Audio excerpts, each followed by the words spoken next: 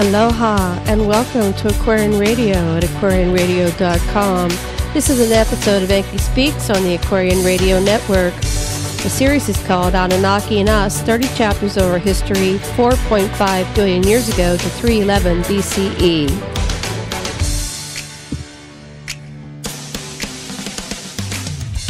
I am your host, Janet Kira Lesson, here with my co-host, anthropologist Dr. Sasha Lesson. In this episode, we share Chapter 30 and a review of the 30 chapters we covered in this series.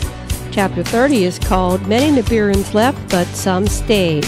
So here's my co-host, the incredible Dr. Sasha Lesson. Take it away, sweetheart. By 560 BCE, most Anunnaki had left Earth from Nazca atop the Andes when Nibiru got close enough to Earth.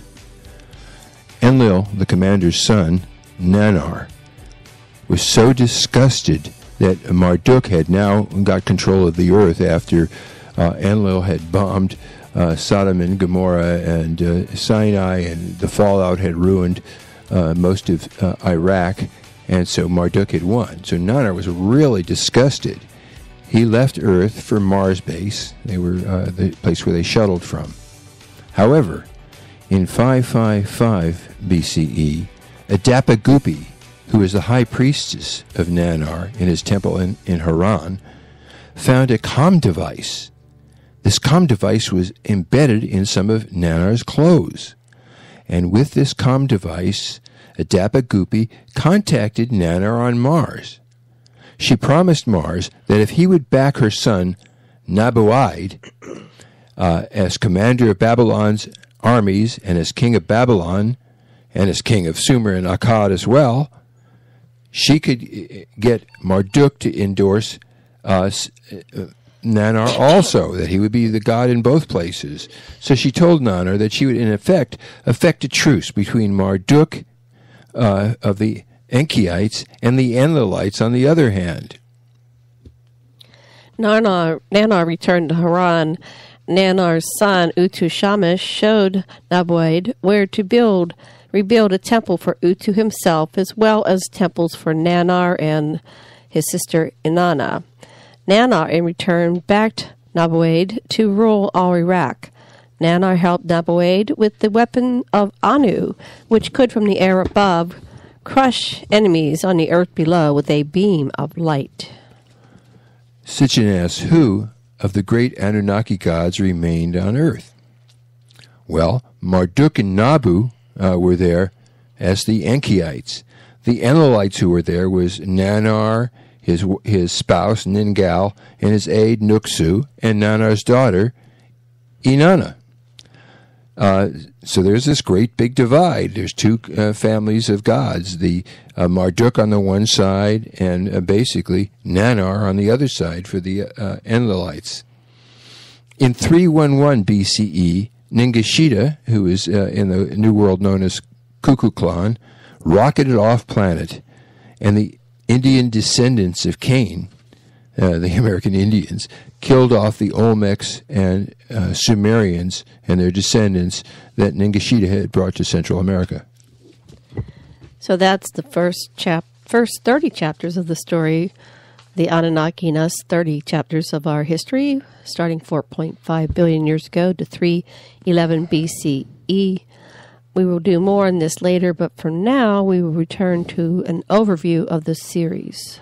So we've shown you how long-lived extraterrestrial Homo sapien Goliaths, the Anunnaki, who came from the planet Nibiru, came to Earth 400,000 years ago. They came to mine gold. 300,000 years ago, they created Earth-adapted, short-lived mind slaves. That's us, from their genome, and we called them Anunnaki. That means people from the sky. The Anunnaki taught us hierarchy, one-upsmanship, violence, greed, slavery, and debt. They made us worship them. They made us call them gods.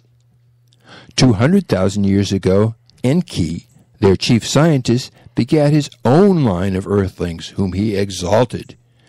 Enki begat Noah with Batanash, his earthling lover, in 11,000 BCE. After Noah's flood, Anunnaki ruled through Noah's sons' descendants. The Anunnaki ruined their eastern Mediterranean cities with nuclear blasts and fallout storms, and most of them had gone back to Nibiru by 311 BCE. But some stayed, and the ones that stayed and their descendants are the power elite, the planetary oligarchy that rule us to this day. And I have to point out that even though they left doesn't mean they haven't come back. But we've been looking at that question, who stayed and who left. The Anunnaki stand feet taller and live millennia longer than we do. We killed in their names. Allah was the Sumerian Nanar. Yahweh was probably Enlil. There's a note, sometimes Adad, but I think Enlil. And Inanna was Ishtar. And these were all Nibiruan expedition personnel. And they bred us to slave in their minds. And they used us for their armies and businesses, schools, governments, farms, factories, brothels, and building projects. We were basically slaves. We worshipped them, which I think the original meaning of worship is workship. It's a warping. So, I mean, we worshipped them. We worked for them, and they were battling over who worked for what line. Anyway, we worshipped or worshipped them and the royal line of their ever murderous hybrid rulers and priests and all the elite that they begat. And these ruling elite are still here to this day, ruling the planet. And we're all a bunch of pawns in their game. The few Anunnaki who stayed on Earth in the line of hybrids they support still rule the Earth. They give all factions and the nations credit, and credit is debt slavery, and they give us arms and engineer wars among us. So they keep us divided, so they conquer us.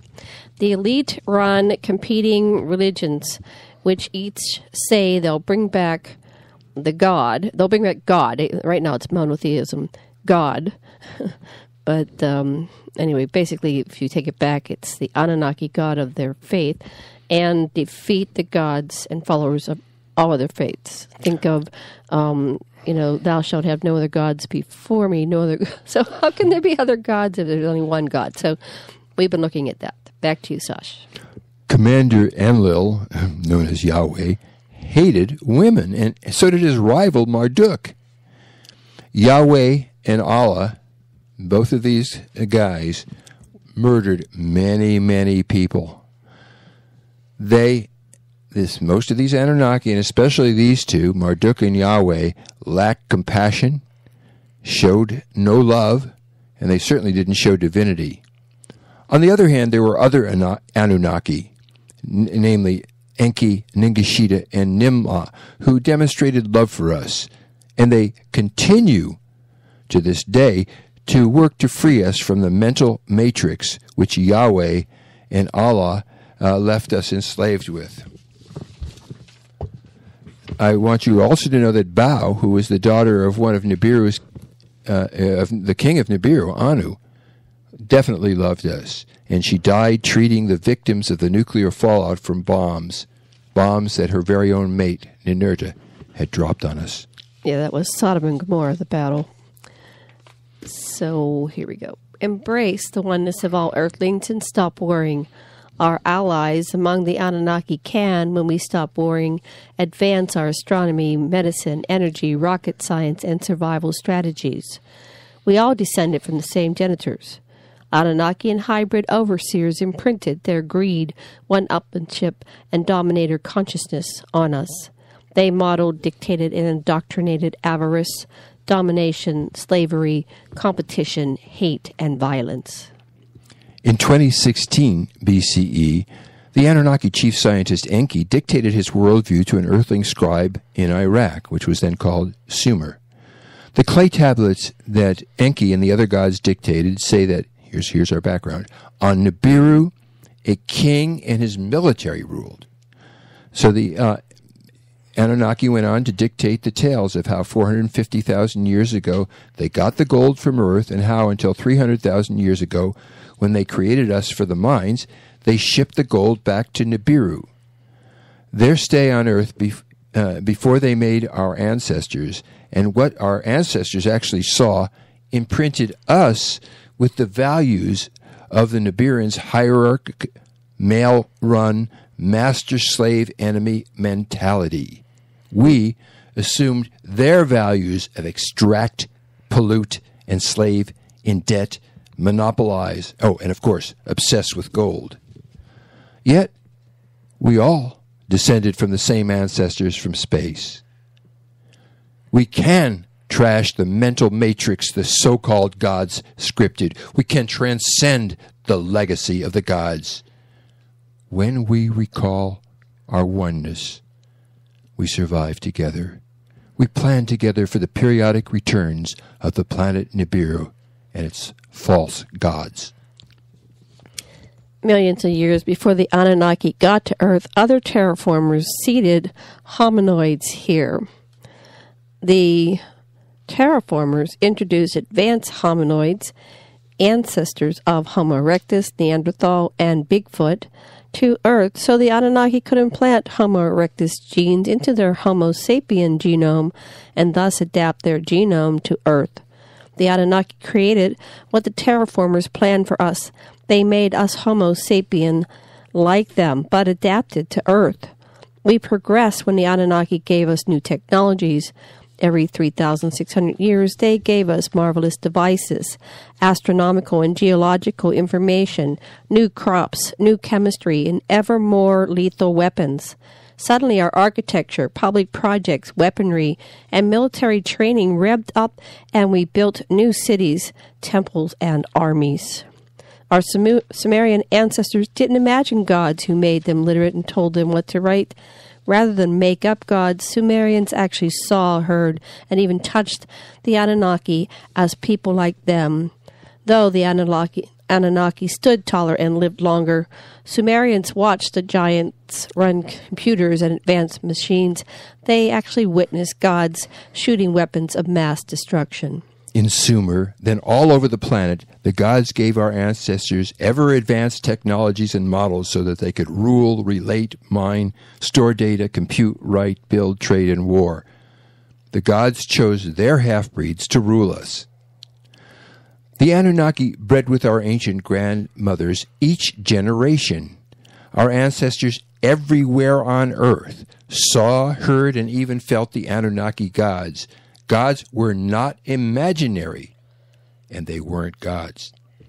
Mesopotamians, Egyptians, Indians, Norse, Chinese, Tibetans, Central and South Americans all spoke of gods, and the gods that they spoke of rode celestial chariots, threw thunderbolts, and, when Nibiru neared Earth, gave us crops, herds, devices, medicine, law, knowledge, and more Nibiruan genes. Noah's descendants passed their mandate to rule from Sumer through Egypt to Israel, through David and the Messiahs, fostered by the Essene communities in Canaan. Jesus was an Essene, as was his wife, Mary Magdalene. And this, of course, is information the Catholic Church has suppressed. Catholics instead perpetuate the slave code fear and subservience and hide the truth of our hybridization, and they have persecuted and brutalized the human-centered strain of the bloodline that is most of us. In 2000, Zechariah Sitchin showed us clay and stone proof, rocks and inscribed records, astronomical, geological, geographical, chemical, and biological information. Sumerians said that gods gave them information our scientists only got millennia later. Sitchin disproved the elite's lies. He solved the mysteries of missing hominid links never found since they didn't exist. He showed how they periodically up-leveled our society and its industries. No missing physical links existed since we appeared suddenly when Enki and his cohorts added erectus genes to their genome. We got advanced technology when Sumerian gods gave it to us. Sumerians tagged Anunnaki aircraft, submarines, helicopters, spaceships, weapons, and computers with their own words and words the gods taught them. Our ancestors called aircrafts and rockets skyships, celestial chariots, and fire-breathing dragons. They named helicopters whirlbirds. A whale that swallowed Jonah was a submarine. Weapons were called brilliances. We labeled Nibiruan medical and scientific achievements miracles. Our ancestors recorded the history, scientific words, and concepts the gods taught them. What gods called MEs, we now call computer programs. Our cultures added descriptions, metaphors, similes, and analogies to the words the gods gave us.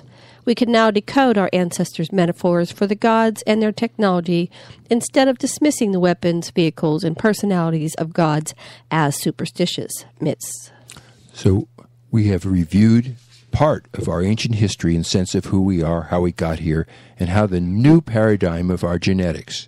We're an adapted Homo sapien species. This new paradigm frees us from the master-slave, God-devotee, boss-worker, Lord-tenant model that these ETs imposed on us. The future will now be living from 311 to the present is still dominated by the Anunnaki and their spawn. But knowing this is the key to getting free. Thanks for listening. I wanted to talk a little bit about this before we sign off. This has been a very powerful series, and it's part of our book that's coming up.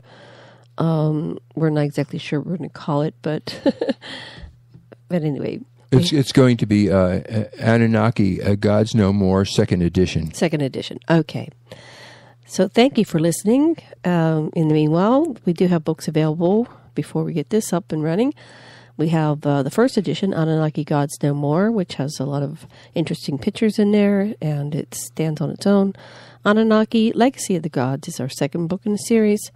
And Dance of the Souls, Pierce the Veil is book one of a trilogy that I'm writing about my experiences as a experiencer, contactee.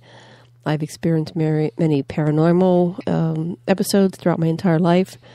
And I talk about my past lives and my near-death experiences. So it's an interesting book, I think. It's hard to judge it because I'm the author, but others have given me positive feedback. And our websites are Extraterrestrial Contact, AquarianRadio.com. That's extraterrestrialcontact.com, AquarianRadio.com, which is our radio show with all the archives of our episodes. And we have Nimma.com, which is the adventures of the goddess Nimma, who is the co-creator of humanity and mother of humanity. And, of course, EnkiSpeaks.com is the father of humanity. And that was our first website in this series. I used to think that Mother Nature was the mother of humanity and Pat Pending was the father. Oh, har. Anyway... let's see. Any final words, Dr. Lesson, before we sign off? Yeah, we have another one for experiencers, too. Oh, yes, experiencersnetwork.com. And so if you've had extraterrestrial experiences, please do contact us. The best email right now probably is aquarianradio@gmail.com. And I will personally look at your emails. And I'm Janet Carey Lesson, your host of this series with... I'm Sasha Lesson. I'm from UCLA, and I'm out here in Maui with Janet. And we're loving nature, so thank you for joining us. And much love, aloha, and blessings from Maui, Hawaii.